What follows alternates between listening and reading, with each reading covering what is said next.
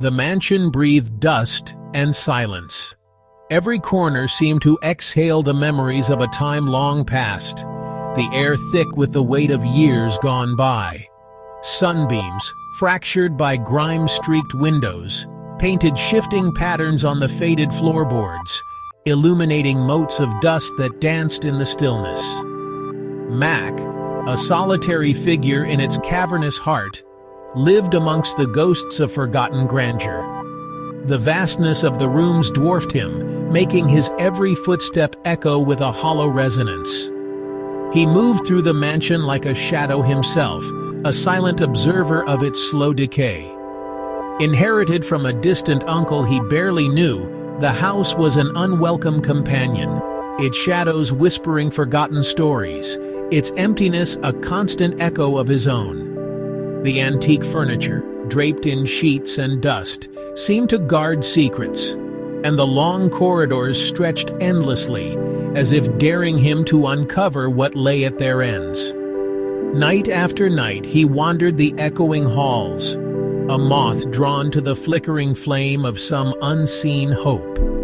The silence pressed in on him, broken only by the distant creak of settling wood or the sigh of wind through broken panes. Sometimes he imagined he could hear faint laughter or the soft rustle of silk, remnants of lives once lived within these walls. One night, lost in the labyrinthine upper floors, Max stumbled upon a doorway he'd never noticed before. It was tucked between two imposing portraits, almost swallowed by the gloom. The faces in the painting seemed to watch him, their eyes following his every move, as if silently urging him to turn away, or perhaps to enter. Curiosity piqued. He ran a hand over the cool, age-worn wood. The door yielded with a groan, revealing a narrow hallway shrouded in darkness. The hinges protested, their sound echoing down the corridor like a warning. The air that drifted out was colder, tinged with the scent of earth and secrets long buried. Mac hesitated, a primal unease prickling at the edges of his mind. The air hung heavy and still, thick with the scent of damp stone and something else he couldn't quite place, a faint, metallic tang. His heart pounded in his chest, each beat loud in the oppressive silence, as if the house itself was listening. He took a tentative step inside, the floorboards groaning softly beneath his weight. The door clicked shut behind him, plunging him into absolute darkness. For a moment he stood frozen, senses straining. The darkness felt alive, pressing in on all sides, and Mac realized that whatever secrets the mansion held, he was now a part of them, drawn deeper into its inherited solitude, with only the sound of his own breath to keep him company. His hand instinctively found the wall, fingers tracing the rough texture of aged wallpaper. The surface was cold beneath his touch, the paper brittle and flaking away in places, as if the years had worn it thin. Each groove and tear seemed to whisper stories of the past, echoing with memories of laughter and sorrow that had seeped into the very fabric of the house. He fumbled for his lighter, the sudden flare momentarily banishing the oppressive darkness. The small flame danced, casting long, quivering shadows that seemed to leap and shrink along the walls. For a brief moment, the corridor was illuminated, revealing dust motes swirling in the air, suspended in the golden glow. The light felt fragile, as if the darkness was waiting to swallow it whole the moment he let his guard down. The hallway stretched before him, seemingly endless, the dim light barely reaching the far end. It was as if the corridor defied the laws of space, extending far beyond what the house should contain. Shadows pooled in the corners, and the far end of the hallway faded into a murky, impenetrable gloom, as if it led not to another room, but to some unknown void. The wallpaper was a repeating pattern of faded damask, the kind popular in a bygone era. Its once elegant swirls and floral motifs were now dulled by time, the colors muted and the edges curling away from the plaster beneath. He imagined the hands that had chosen this pattern, perhaps hoping to bring a touch of grace to the home, never suspecting how it would one day become a relic of forgotten days. Something felt off, though. The hallway seemed far longer than the layout of the house should allow. He tried to recall the floor plan, but the memory slipped away, replaced by a growing sense of unease. Each step forward seemed to stretch the corridor further, as if the house itself was resisting his progress, warping reality to keep him trapped within its walls. Its proportions felt wrong, the ceiling too high, the walls closing in slightly, creating an unsettling sense of claustrophobia. The air pressed in on him, thick and heavy, making each breath feel labored. The corridor seemed to pulse with a life of its own, the architecture subtly shifting, as if the house was watching him, waiting for him to notice its impossible geometry. Mac shook his head, attributing it to the tricks that shadows and silence played on the mind. He took a few steps forward, the only sound the soft click of his lighter and the rustle of his clothes. His footsteps echoed strangely, the sound bouncing back at odd intervals, as if the hallway was much larger or much emptier than it appeared. He tried to steady his breathing, telling himself it was just an old house settling, nothing more. The air grew colder, the metallic tang stronger. It clung to the back of his throat, sharp and unpleasant, like the scent of old coins or blood. He could see his breath now, a faint mist in the flickering light, and the chill seemed to seep into his bones, making him shiver despite himself. He stopped at a point where the wallpaper changed abruptly, becoming a vibrant, almost garish pattern of swirling paisley. The colors were jarring, reds, blues, and yellows clashing violently with the faded damask behind him. It was as if two different eras had collided, the past and present fighting for dominance on the same wall. The shift was jarring, like a glitch in the fabric of the house itself. Doubt gnawed at him.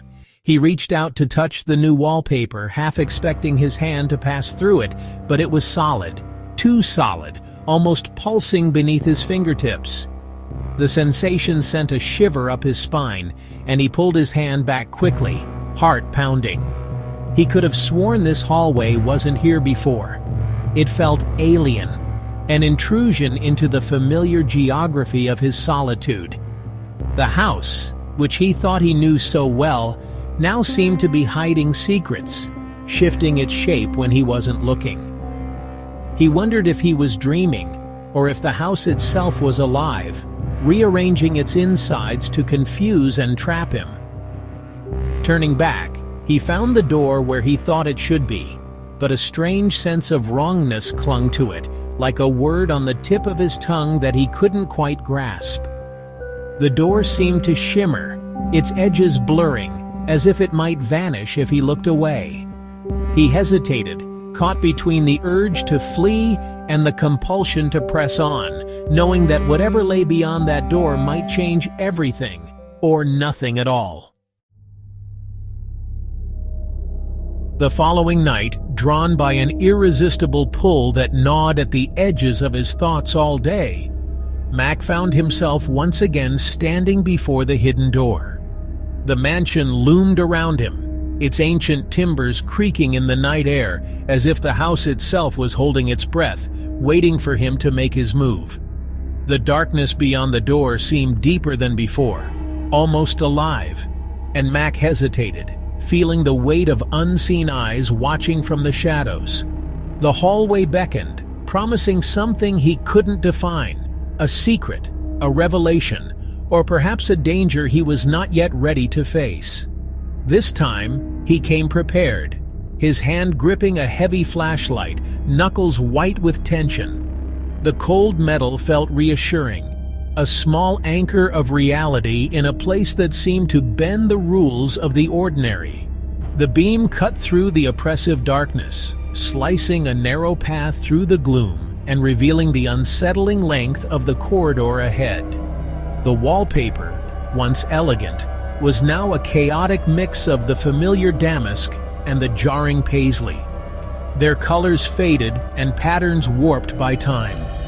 Each step forward seemed to pull him deeper into a world where nothing was quite as it seemed. He walked for what felt like hours, the silence broken only by the rhythmic thud of his own heartbeat echoing in his ears. The hallway seemed to stretch on endlessly, defying logic and space, the patterns on the walls shifting and changing, sometimes within the space of a single breath. At times, the damask would ripple and dissolve into paisley, only to reform into something entirely new, a pattern he didn't recognize, but which felt oddly familiar, as if plucked from a half-remembered dream.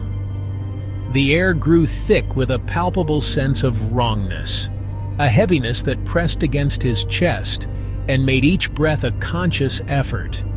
He stopped to examine a section where the damask morphed into a dizzying optical illusion, the repeating patterns creating a sense of depth that wasn't there.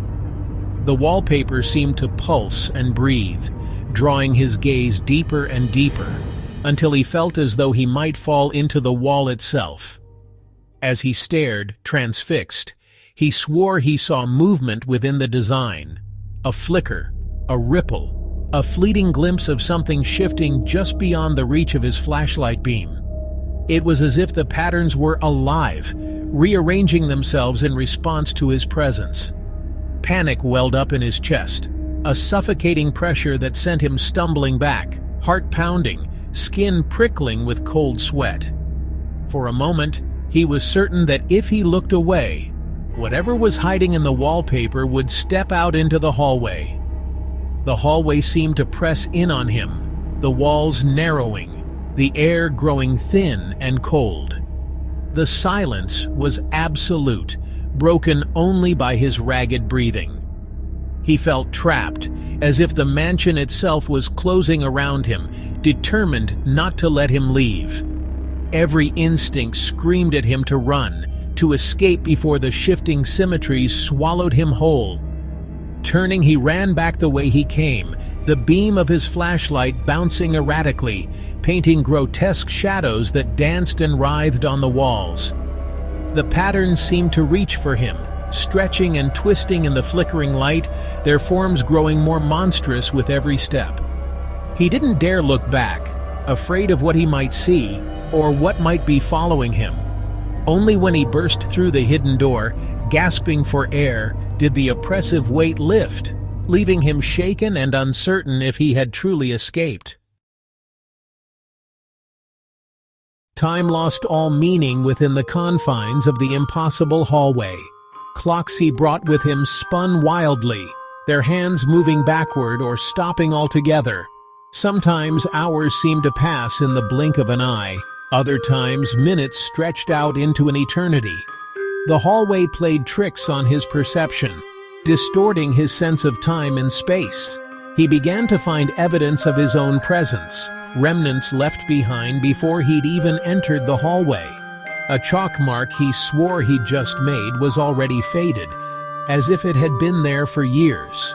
A scrap of paper with his own handwriting, a list of groceries he'd written that afternoon, lay crumpled on the floor, yellowed with age.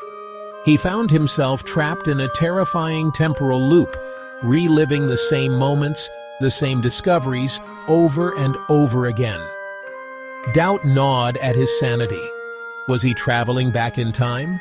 Was his future self leaving him messages? Or was his mind, starved of human contact and ravaged by the oppressive atmosphere of the mansion, finally fracturing?